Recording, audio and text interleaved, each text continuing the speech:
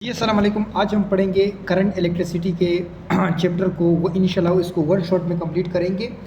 तो इसमें तो टोटल 27 से 30 फार्मूलाज और मेन पॉइंट बनते हैं, उसको आप अपने लिए नोट करिएगा। और ये मैंने बड़े बड़े हेडिंग से हाईलाइट किया हुआ है, ठीक है। आप उसको अच्छी तरीके से इसको नोट करिएगा, ठीक है। करंट इलेक्ट्रिसिटी, सबसे पहले आपने इससे पहले चैप्टर में पढ़ा था इलेक्ट्रोस्टैटिक्स। इलेक्ट्रोस्टैटिक्स जब चार्ज रुका हुआ था तो उस वक्त आपने उसकी स्टडी की थी, उसके बिहेवियर को जाना था, उसके प्रॉपर्टीज़ को जाना था, और उससे बनने वाले इलेक्ट्रिक फील्ड के बारे में आपने तकरीबन बहुत सारी बातें की थी।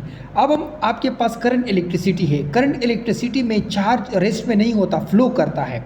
तो इसको हम पढ़ते हैं इलेक्ट्रोडायनेमिक्स में। Electro mean charge, dynamics mean motion. जब आप चार्ज की उस वक्त स्टडी करते हैं जब वो रेस्ट में होता है, तो this is called electrodynamics. Study on charges when they are in motion. जब वो मोशन में होते हैं तो उस दौरान चार्जेस की स्टडी करना इट इज़ कॉल्ड इलेक्ट्रोडायनेमिक्स। अब flow of charges per unit time is called current. अब इसी फ्लो की वजह से, इस चार्ज की फ्लो की वजह से करंट पैदा होता है, वो इसको हम कहते हैं करंट इलेक्ट्रिसिटी। करंट को हम डिनोट करते हैं आई से, कैपिटल आई से। क्यों? क्योंकि ये ओल्ड कंसेप्ट था। पुराने ज़माने में ये कहा जाता था कि करंट जो है ये एक इंटेंसिटी है, तो इस इंटेंसिटी की वजह से आज तक इसको हम आई से डिनोट करते हैं, कैपिटल आई। तो flow of charges Q upon 1 second upon unit time, per unit time is called current. अब ये करंट जो है Q upon T is equal to ampere, ये एम्पेयर के बराबर है। तो आपका अगर आपके पास एक वायर में 1 कूलम चार्ज जा रहा है 1 सेकेंड के लिए, 1 सेकेंड टाइम नोट करो, और उसमें जो 1 कूलम चार्ज होता है तो वो प्रोड्यूस करता है 1 एम्पेयर करंट। किसी कंडक्टर में 1 कूलम चार्ज फ्लो करता है 1 सेकेंड के लिए, तो वो 1 एम्पेयर करंट प्रोड्यूस करता है। तो आपके पास ये एक फार्मूला हो गया, और ये आपके पास मेन पॉइंट हो गया। अगर आपको क्यू दिया जाए, क्यू की जगह पर N E, number of charges दिए जाए, ठीक है, नंबर ऑफ चार्जेस दिए जाए, तब आप क्या करोगे? आप ऐसे करोगे कि आप यहाँ पर नंबर्स और यहाँ पर चार्जेस, नंबर ऑफ चार्जेस इस्तेमाल करोगे क्यू की जगह पर, और इस फार्मूले को आप एमसीक्यूज पर अप्लाई कर सकते हो। एवरी कंडक्टर फ्री इलेक्ट्रॉन है velocity due to natural frequency temperature is thermal velocity. अच्छा, कहते हैं कि हर कंडक्टर जो होता है ये एटमों से मिलकर बना होता है, और एटम में फ्री इलेक्ट्रॉन्स होते हैं, और उन एटमों की एक नेचुरल फ्रीक्वेंसी होती है जिसकी वजह से वो वाइब्रेट करते हैं, और वो इलेक्ट्रॉन मुसलसल मोशन में होते हैं, और उनकी वेलोसिटी होती है थर्मल वेलोसिटी, जिसे हम कहते हैं, जो टेम्परेचर की वजह से होती है, हाई टेम्परेचर की वजह से नहीं, रूम टेम्परेचर पर, और वो होती है 10⁶ मीटर पर सेकेंड।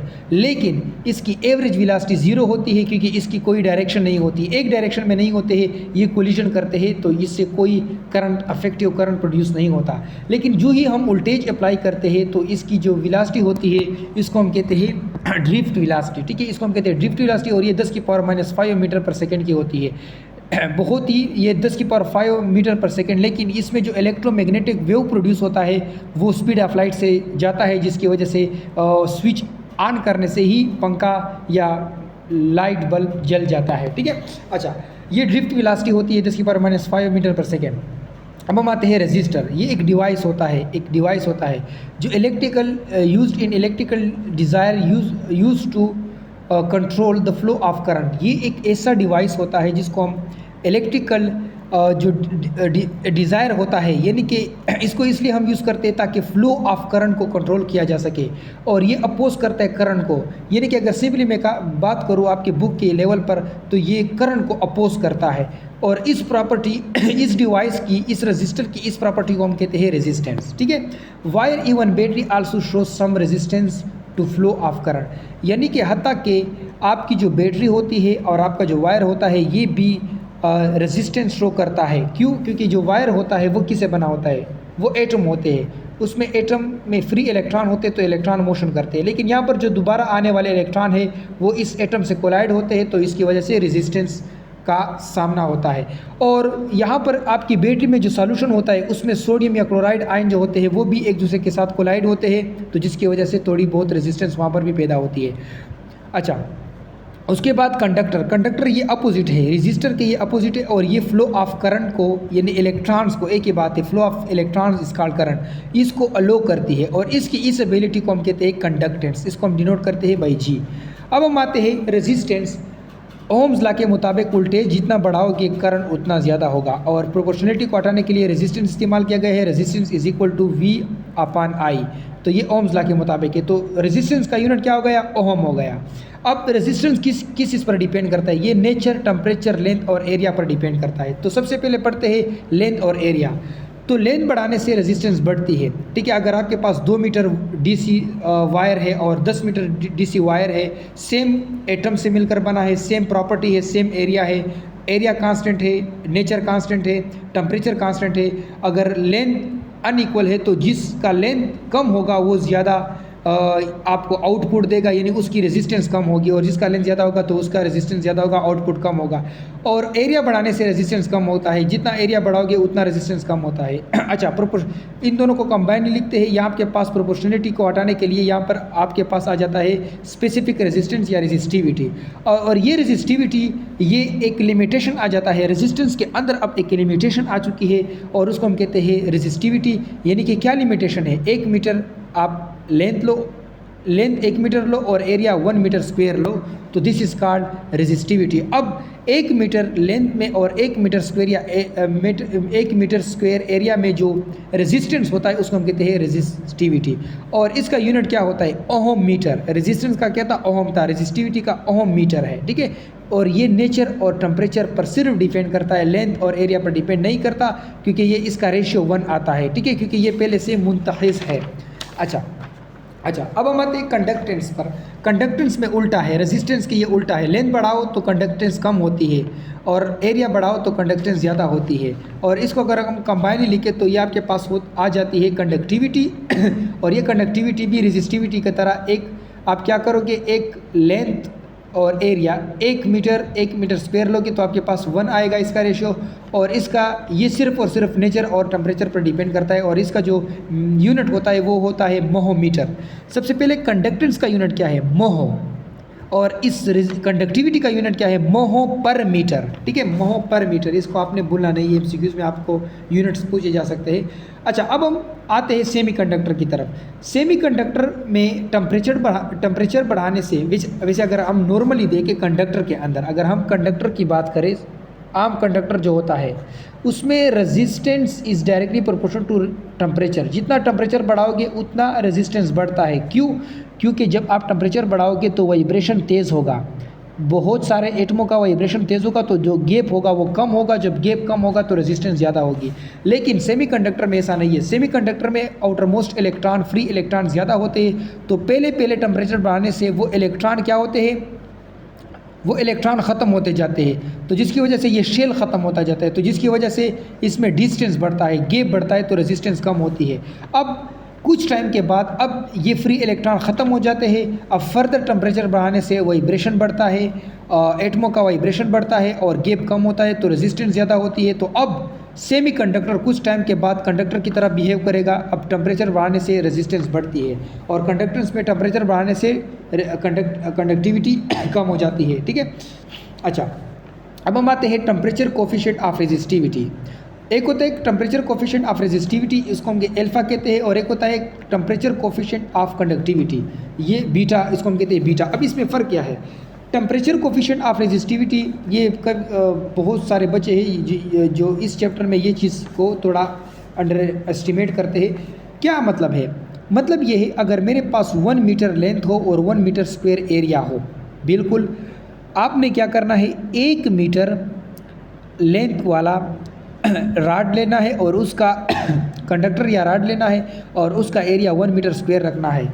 उसी दौरान जो आप 1 सेंटीग्रेड, उसी दौरान जब आप 1 सेंटीग्रेड टेम्परेचर बढ़ाते हो तो कितना रेजिस्टेंस बढ़ता है, कितना बढ़ता है, उसे हम कहते हैं alpha, temperature coefficient of resistivity. फिर से सुनो, 1 मीटर लेंथ का कंडक्टर और उसका एरिया 1 मीटर स्क्वायर, उसी दौरान अगर मैं 1 सेंटीग्रेड ये फिक्स्ड है, ठीक है, जैसे कि लेंथ और एरिया फिक्स्ड है, इस तरह ये भी फिक्स्ड है। उसी दौरान 1 सेंटीग्रेड टेम्परेचर बढ़ाने से कितना रेजिस्टेंस ज़्यादा होता है, उस प्रॉपर्टी को हम कहते हैं टेम्परेचर कोफिशिएंट ऑफ रेजिस्टिविटी। और ये सिर्फ नेचर ऑफ द कंडक्टर पर डिपेंड करता है, क्योंकि इसका लेंथ, एरिया, टेम्परेचर पहले से ही मुंतखिज़ है, तो ये सिर्फ कंडक्टर के नेचर पर डिपेंड करता है। नेचर का क्या मतलब है कि कंडक्टर किस एटमों से मिलकर बना है, अरेंजमेंट किस तरह है, इस पर ये डिपेंड करता है, ठीक है। और टेम्परेचर कोफिशिएंट ऑफ कंडक्टिविटी क्या होती है? ये तो थी रेजिस्टिविटी। अगर हम कंडक्टिविटी की बात करें, कंडक्टिविटी इसको हम कहते हैं बीटा। आपने उसमें भी 1 मीटर लेंथ और 1 मीटर स्क्वायर एरिया लेना है और वही 1 सेंटीग्रेड टेम्परेचर बढ़ाना है, तो उस वक़्त कितना गैप कम होता है, कितनी कंडक्टिविटी कम होती है, उसको हम कहते हैं beta, temperature coefficient of conductivity. अच्छा, ये नेचर पर किस तरह डिपेंड करती है? कापर राड लो और एल्यूमिनियम राड लो, इसका 1 मीटर, इसका 1 मीटर लेंथ, इसका 1 मीटर स्क्वायर, इसका 1 मीटर स्क्वायर एरिया, इसका भी 1 सेंटीग्रेड टेम्परेचर बढ़ा दो, इसका भी 1 सेंटीग्रेड टेम्परेचर बढ़ा दो। ये तो सारा ये क्या था? कांस्टेंट था। ये सारी चीज़ें क्या थी? कांस्टेंट थी। अब रेजिस्टेंस को अगर चेक करो तो एल्यूमिनियम की रेजिस्टेंस दुगनी होती है, 20 ओम होती है एज़ कम्पेयर टू कापर। क्यों? क्योंकि अंदर इस तरह एटमों की अरेंजमेंट इस तरह है, ठीक है, तो एल्यूमिनियम की रेजिस्टेंस ज़्यादा होगी। अच्छा, उसके बाद आपके पास इसका फार्मूला है, इसको आप याद रखिएगा। और इस एल्फ़ा का यूनिट, और एल्फ़ा बराबर होता है के इनवर्स के, और इसकी यूनिट बहुत सारे यूनिट निकलते हैं, ये 1 और ये 2, ये भी इससे आता है, ठीक है। Resistive is equal to resistance is equal to resistivity V upon area square. अच्छा, उसके बाद हम आते हैं इलेक्ट्रिकल पावर। एक होता है मैकेनिकल पावर, आपने पढ़ा है वर्क और एनर्जी के चैप्टर में। पावर आपने पढ़ा है mechanical power, work with respect to time is called mechanical power. लेकिन ये इलेक्ट्रिकल पावर है, power which is generated in circuit. जो पावर सर्किट में जनरेट होता है उसे हम कहते हैं इलेक्ट्रिकल पावर, या power which is consumed in purpose. वो जो मकसद के लिए पावर खर्च होता है उसे हम कहते हैं इलेक्ट्रिकल पावर। पावर कब, आउटपुट पावर कब मैक्सिमम होगा? ये तब मैक्सिमम होगा जब इंटरनल रेजिस्टेंस एक्सटर्नल रेजिस्टेंस के बराबर होगा, तब आउटपुट क्या होगा? मैक्सिमम होगा। और तब आउटपुट मैक्सिमम होगा जब आपके पास E² अपान 4R के बराबर होगा। और कभी, और इसकी एफिशिएंसी जो होती है वो 50% होती है, 50% से ज़्यादा इसकी एफिशिएंसी नहीं हो सकती, ठीक है। अच्छा, उसके बाद होता है रेटेड पावर। रेटेड पावर जो मेंशन पावर होता है, आपने एक बल्ब ख़रीद लिया और उस पर लिखा होता है 150 वाट, उसको हम कहते हैं रेटेड पावर। और ये बराबर होता है P is equal to V² upon R। तो जितनी इसकी रेजिस्टेंस कम होगी उस पर पावर ज़्यादा शो होगा। यानी अगर किसी बल्ब पर, लेट सपोज बल्ब A है और बल्ब B है, 2 किस्म के बल्ब है, इस पर लिखा गया है कि 100 वाट और इस पर लिखा गया है 200 वाट। तो इस 100 वाट की क्या है रेजिस्टिविटी, सॉरी, इसका पावर कम है तो इसकी रेजिस्टेंस ज़्यादा होगी। और बल्ब B पर मेंशन किया गया है 200 वाट, यानी इसका पावर ज़्यादा है तो इसकी रेजिस्टिविटी कम होगी, रेजिस्टेंस कम होगी। मैं बार बार रेजिस्टिविटी बोल रहा हूँ। अभी आते हैं इसके फार्मूलाज पर। फार्मूलाज के लिए आप क्या करोगे? P इज इक्वल टू, आपने पढ़ा है कि work, power is equal to work upon time, और ये इसके बराबर होता है। तो आपके पास अगर मैं इस तरह लिख दूँ कि जो आपके पास वोल्टेज था, पोटेंशियल था, ये किसके बराबर है? Work upon charges. अगर मैं इसको यहाँ पर पुट करूँगा तो एक फार्मूला आ जाएगा P is equal to VI। अगर मुझे पता है कि V is equal to IR Ohm law के मुताबिक, तो I² R आ जाएगा। फिर अगर मैं ओम्स लॉ को फिर इस्तेमाल करूँ तो आपके पास एक और इक्वेशन बनता है, एक और फार्मूला बनता है V² upon R, P is equal to V² upon R। उसके बाद ओम्स लॉ होती है। ओम्स लॉ को हमने पिछले भी पढ़ा है पॉइंट टू पॉइंट। 1824 में जर्मन के साइंटिस्ट थे जॉर्ज सिमन ओम, उसने कहा कि जितना वोल्टेज बढ़ाओगे उतना करंट बढ़ता है, और उसका अपना I is equal to RV और R is equal to V upon I, और इसका यूनिट ओम बनता है। अच्छा, ये आपके पास ओम कर्व है और ये नॉन ओम कर्व है।